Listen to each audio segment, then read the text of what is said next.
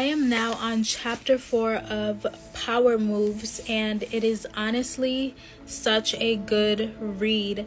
I'm on chapter 4 right now. In the previous chapters, she was basically talking about really taking a look at the areas in your life where you are giving away your power. She talks about in Genesis how God declared that He has given us power and authority.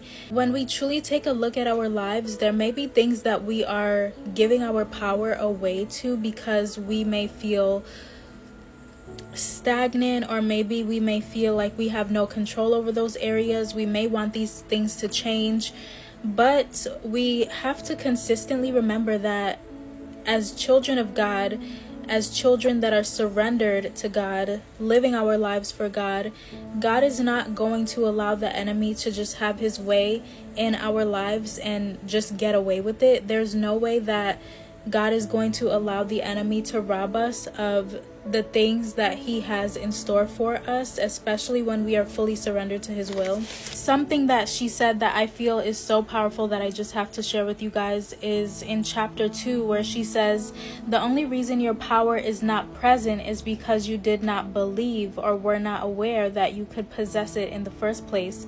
God told the man and woman that they had dominion, but the serpent convinced them that they could not trust what God said.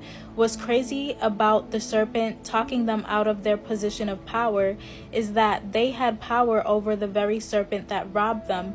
Are you letting things rob you of power that you have the authority to control?"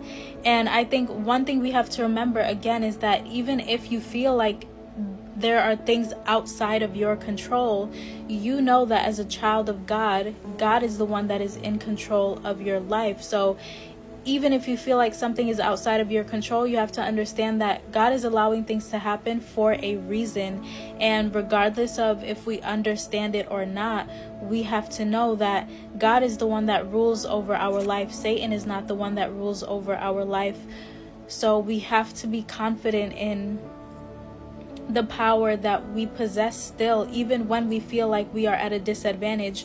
We're not at a disadvantage because we are already on the winning team, because we are part of God's army. We are God's children.